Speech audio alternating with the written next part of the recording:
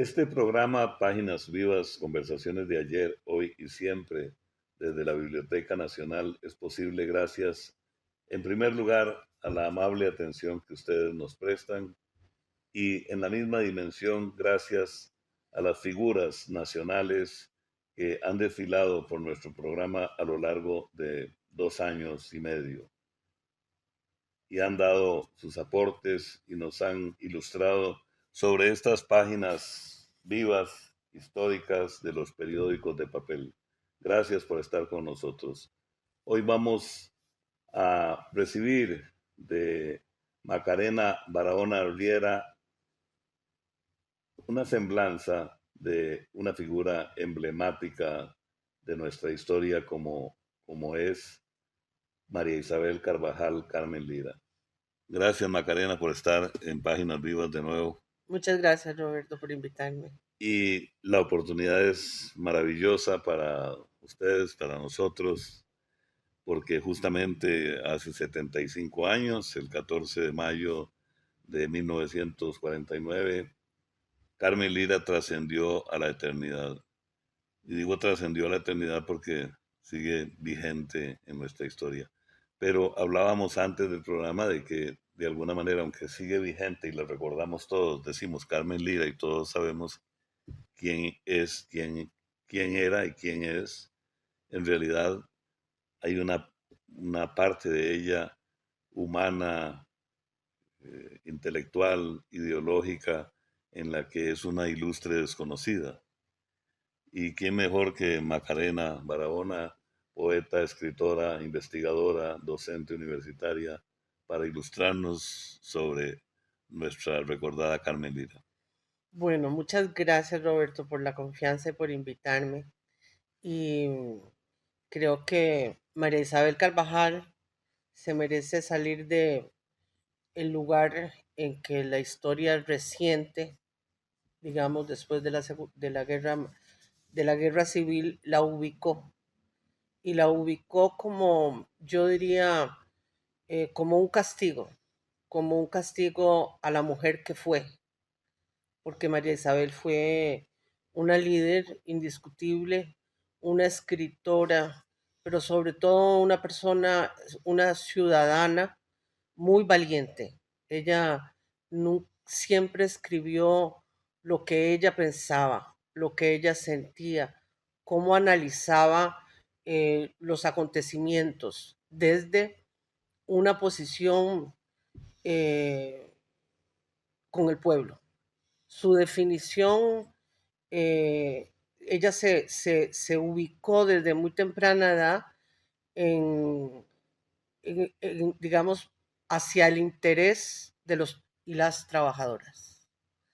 Ella siempre tuvo una mirada, podemos decir desde abajo, pero es que hasta ni me gusta esa expresión Sí, porque ubica a la sociedad unos arriba y otros abajo. Y creo que es, una sociedad es horizontal. Todos tenemos los mismos derechos y las mismas dignidades. Y ella así lo entendió desde muy joven y así fue su norte en la vida. Si hablaba de los trabajadores bananeros, hablaba para el interés de la mayoría. Y así le hablaba al gerente de la compañía bananera. Ella nunca tuvo pleitesías de ningún tipo, ni ideológicas ni personales.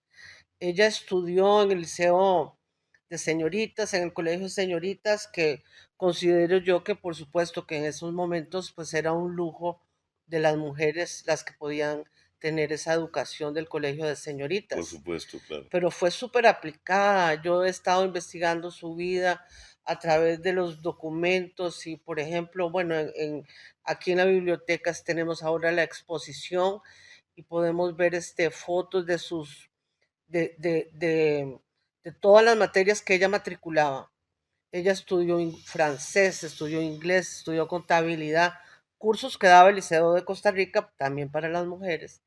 Eh, es decir, tenía una pulsión de conocimiento, una sed de conocimiento. Probablemente si hubiera habido una universidad en que ella hubiera podido optar, lo hubiera hecho, pero no fue el caso, pero aprovechó lo que la sociedad en ese momento le permitía y más, porque sí considero, porque ella vivía a 2 cuadras prácticamente de la Biblioteca Nacional Así y es. ella cuenta mucho las visitas a la Biblioteca Nacional como lectora, como usuaria, le prestaban libros y no se quedó, digamos, con su formación de maestra, sino que siempre más y más al lado del interés social, el interés por la niñez y por la educación en general. Claro, en una época entre 1931 y 1947 aproximadamente, en que se concentran en esos años sus escritos, sus posiciones,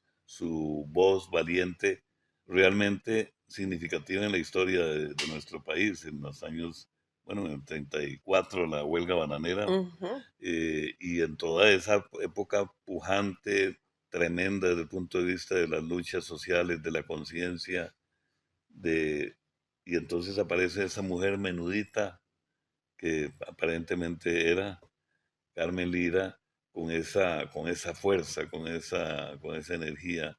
Sí, yo me la imagino. Bueno, sabemos de ella, como decía, en la historia posguerra civil la ubicó como nada más que una abuelita cuentacuentos Así con es. su tía Panchita. Sí. Pero olvidémonos de eso y busquemos la mujer que fue, porque esa literatura infantil es de los años 20. Ella tiene digamos, un desarrollo literario con temas de la niñez, funda revistas, Ujú. escribe cuentos, escribe novela, eh, publica en el repertorio americano con una gran asiduidad, más o menos hasta el 33, desde el 20 que se funda el repertorio americano, y con periódicos nacionales diversos. Su presencia está en toda la prensa, pero sus intereses políticos, sociales, se van, digamos, transformando en distintas organizaciones que participa. Pienso que el grupo APRA fue algo muy importante para ella porque conoce dirigentes de Sudamérica con un pensamiento antiimperialista y americanista como no lo había hecho antes, y mujeres también muy Y cómo importantes. cómo los llega a conocer? Ellos viajaron por aquí, rumbo exiliados, rumbo a México, y se fundan células, porque APRA tuvo células o comités en distintos países de América Latina. De ahí, digamos, de esos vínculos y esas relaciones en las cuales también quedas huella en las publicaciones del repertorio americano, eh, de ahí fundan el grupo Germinal, El grupo Germinal. y del grupo Germinal, que ya es más político, ya no es tan literario, es más político, es también americanista y antiimperialista. De ahí que conoce a Manuel Mora, que ya estaba con el proyecto del Partido Comunista, y ¿Cierto? desde 1931 pues ella se va a incorporar junto con otras personas al desarrollo del Partido Comunista. Y el Partido Comunista tiene, pues creo que todos los partidos en esa época, un objetivo fundamental es la divulgación de las ideas, y la prensa, pues es una obligación tener un periódico. Claro. Y ella se dedica al periódico Trabajo. Desde el principio se dedica también a la educación popular, funda en la Universidad Obrera y mantienen, veo yo, como una fraternidad con otras compañeras en ese momento como Luisa González, como Adela Ferreto, eh, que están imbuidas en el objetivo fundamental que es la educación popular. ¿Por qué? Entiendo. Porque ella, y bueno, yo creo también que la educación es una forma de dignificar a las personas. Cuando las personas saben, por medio de la educación, quiénes son, pueden luchar por mejorar esas Por condiciones. supuesto, La ignorancia es el lugar del enajenamiento espiritual, pero también material. claro. Es decir, un país que tuvo, hay que decirlo con dolor, una educación pública maravillosa durante muchos años que nos permitió formarnos y tener una conciencia y alimentar nuestro espíritu democrático, pues se entiende que en ese caso figuras como Carmen Lira han sido señeras. Antes de ir a una pausa, Macarena, un detalle personal. ¿Cómo nace en Macarena Barahona la inquietud por Carmen Lira? Mm, ha sido una inquietud que me ha acompañado desde muy joven. Yo misma estuve en la Juventud Comunista y era un referente, pero a la vez era un misterio, Así es, porque como murió, bueno, uno dice, hace tanto, para uno la guerra pues también era un misterio. Entonces yo he ido como cubriendo en mi vida esas incógnitas. Primero, como sabes, trabajé mucho lo de la guerra civil, bueno, trabajé antes, las digamos, mujeres del 48, sí, trabajé las sufragistas, que por son supuesto. una generación anterior. La historia de las mujeres siempre me ha gustado, me he sentido muy identificada como mujer en que nos apropiemos las costarricenses de nuestro pasado, que eso nos empodera y eso nos hace, digamos, situarnos en los lugares que nos compiten en la historia para defender nuestros derechos. Yo veo que en este presente las mujeres estamos como al filo de un precipicio. Los derechos de las mujeres siempre se fragmentan cuando hay una tensión social.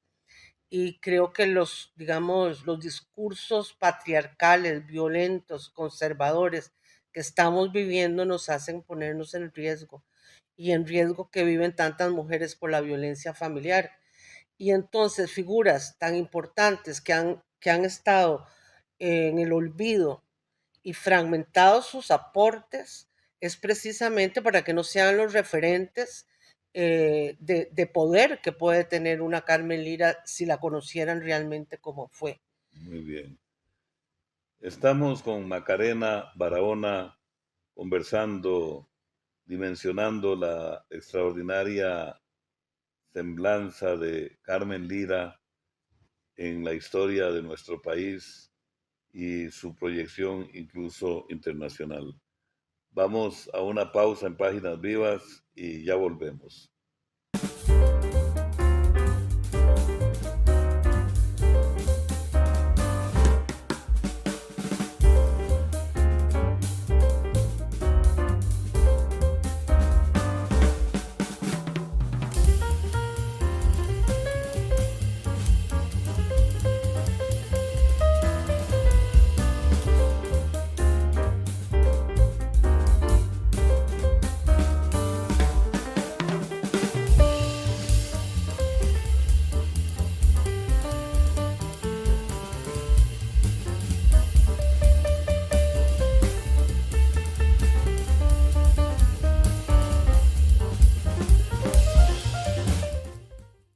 De la autora de los cuentos infantiles de mi tía Panchita a la figura extraordinaria que fue y sigue siendo por su legado Carmen Lira.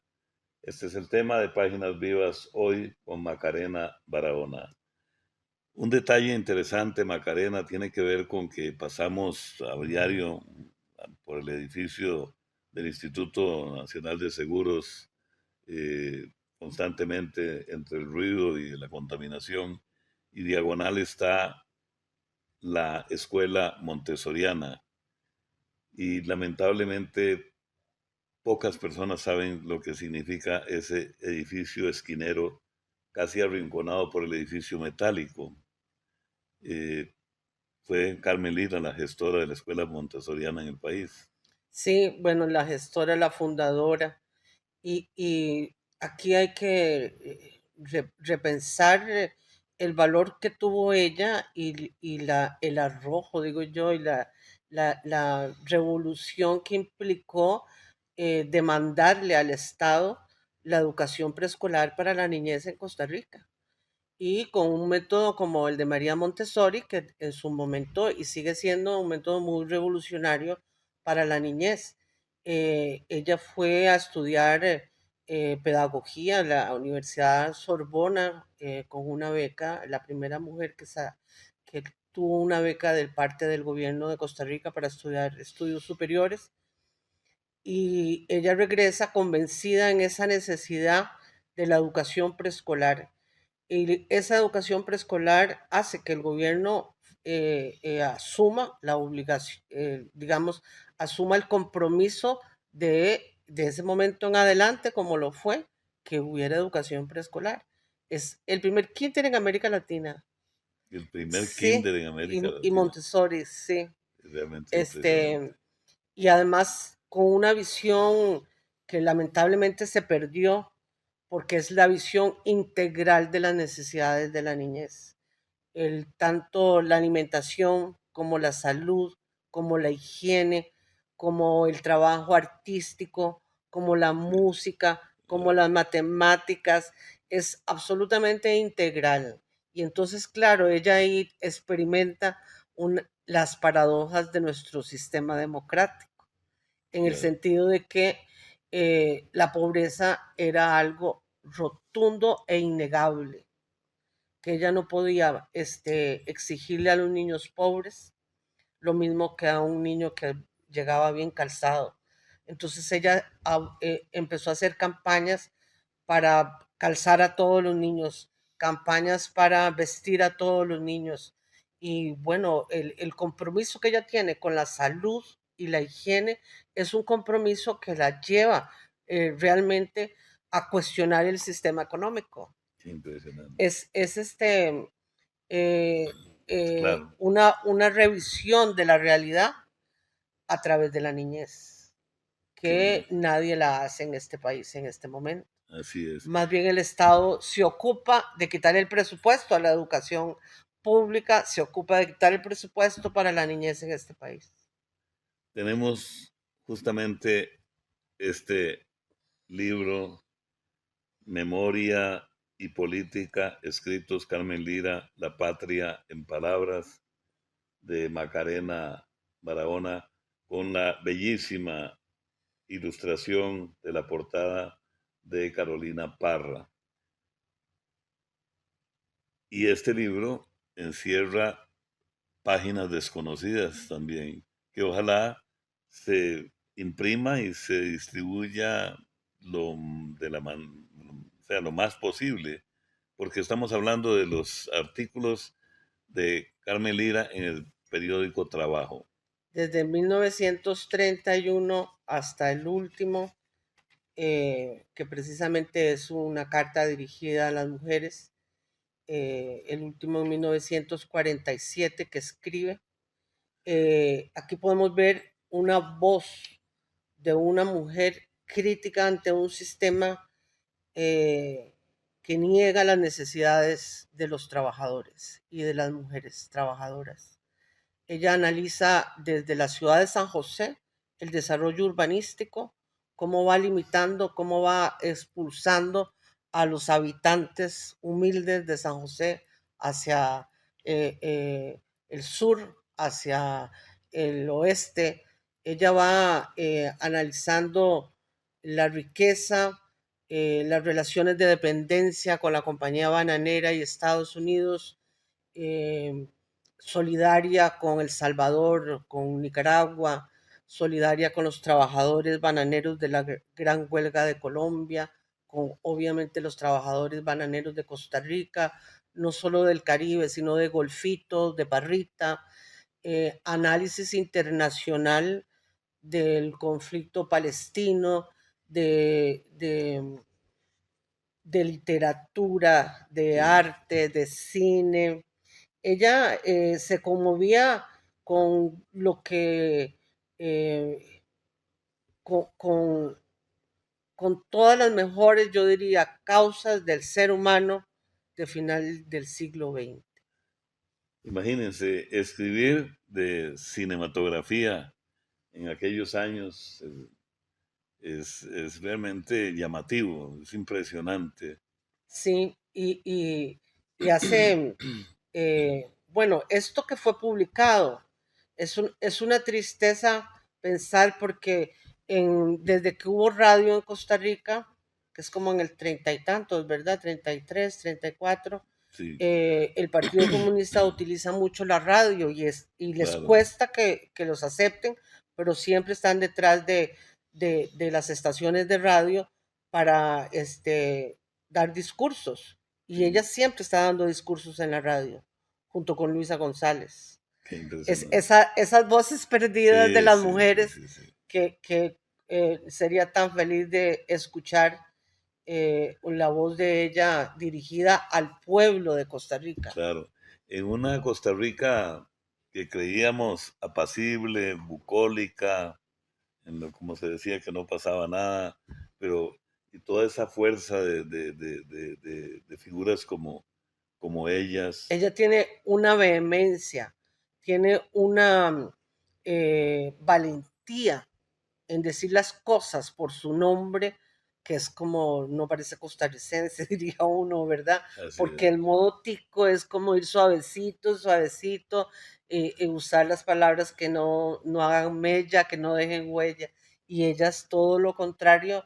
Ella le habla a la oligarquía cafetalera con nombres y apellidos, los evidencia de la pobreza en las que mantienen a los trabajadores de sus haciendas cafetaleras. y lo hace con un gran nivel, es decir, con- Ah, no, hasta lo demuestra sí, económicamente. En El grano de oro es un texto como de economía política, qué maravilla. eh, eh, pero así lo publica, ¿verdad? Sí, Así lo publica. Dice quién es quién y quién está haciendo las cosas, digamos, en perjuicio de los trabajadores. No tiene miedo. Ella no supo qué quería decir esa palabra en su vida. qué interesante. ¿Cómo fue el proceso, Macarena, de la investigación, recopilación o compilación y edición de este libro que esperemos que Bueno, se para mí ha pueda sido, difundir sí, masivamente? un proceso largo. Primero escribí hace unos años mi primer ensayo sobre Carmen Lira, mm, abordándola como desde el feminismo, pero y desde el arte, como Ujú, escritora, ujú. ¿verdad? Como escritora. Ese fue mi primer abordaje. Y el segundo abordaje que hice fue desde el exilio. Es una mujer que muere en el exilio. En Costa Rica, después de la guerra civil, no hemos contabilizado cuántas mujeres fueron a vivir al exilio, pero fueron bastantes mujeres. Pero por supuesto, digamos que la número uno, ¿verdad? Y además que fue amenazada de muerte, amenazada de humillarla públicamente. En comillas lo digo porque Frank Marshall así lo dijo, que lo quería sacar del pelo y arrastrarla por las calles.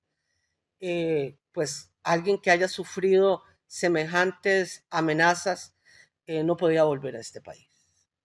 Y Manuel Mora, pues así lo entendió porque él no era el que era perseguido, era Carmen Lira y pidieron auxilio al gobierno de México, que en ese sentido sabemos históricamente es uno de los gobiernos que ha respetado tanto a los exiliados y siempre ha abierto las puertas ¿Cómo y no? defendido, digamos, los derechos de las personas.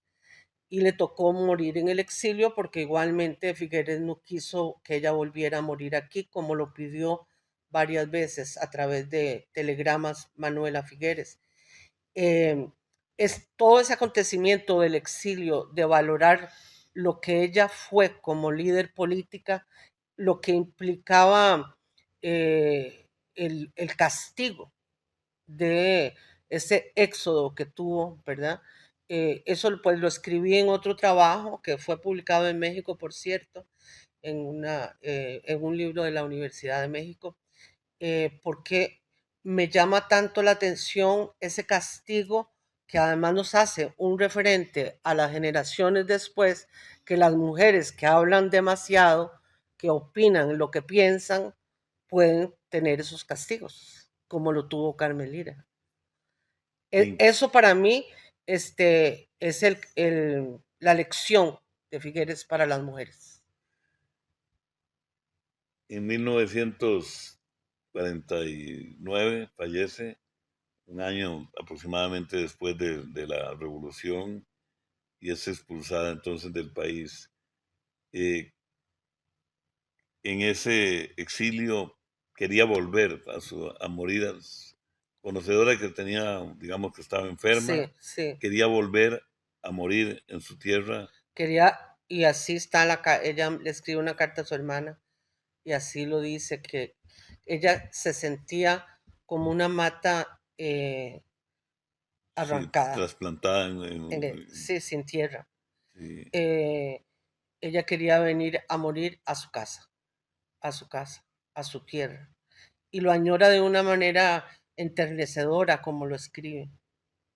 Porque era una gran escritora. Sí, pero también tenía la transparencia de sus Claro. emociones con las palabras que ella utiliza. Entonces sí, digamos que nos hereda esas emociones profundas de tristeza.